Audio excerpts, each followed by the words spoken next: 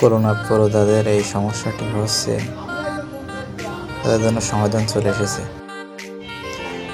সমাধান করা হয়ে গেছে, যে কোনো সমাধানের পরে আর আপডেটের ওইটা আসতেছে না। তার মানে আপনারা আবার আগের মতন চালাতে পারবেন, কোনো সমস্যা হবে না। সমাধানটা নিতে হলে আমাদের টেলিগ্রামের নাম্বার ডিসক্রিপশন বক্সে দেওয়া আছে, ওইখানে যোগাযোগ করতে হবে।